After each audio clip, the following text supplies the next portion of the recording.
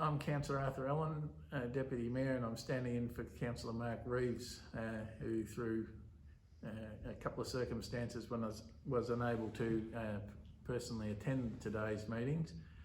But we've had a very, very full and interesting day. We began the day at Buchan, where we met with a number of people from the community. We talked about how they're travelling and how they view their community's needs, given that it's nearly 2.5 years after the fires. And we also viewed their plans for their recreation reserve and their hopes of really remodelling the whole thing and having a up to standard pavilion. And so the pleasure of announcing a allocation of $1.2 million fell to me in the absence of Councillor Reeves to kickstart that development. We've still got to source funding from other sources, but that's a substantial first step. We also met with community members over lunch and covered a number of subjects, and it was a very, very enjoyable and informative day out at Buchan. Tonight's council meeting, we covered a number of important things. I suppose nothing more important really than our Youth Ambassadors action plan in terms of reference and appointments to that committee.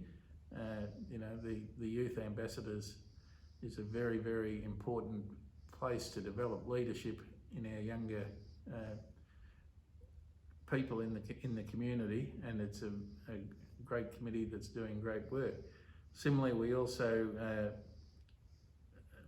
ticked off on the appointment of the Disability Advisory Committee, and again, this is another very important committee in the context of the Shire to ensure that projects are looked at from the point of view of the disabled, so that everyone is able to access council facilities. We also had a couple of planning permits that were approved. One was for a extension of a birthing facility at Riviera Nordics facility in Chinaman's Creek at Metung, which will bring great economic benefits in bringing employment, bringing tourists to the district, and so that was approved. And we also approved the application for a 6-lot subdivision at 55 Meridian Way, Newlands Arm, which in the finish was debated extensively, but passed by the majority of the council 6-3. We also considered a rate waiver for fire affected properties where they haven't been able to rebuild at this point in time.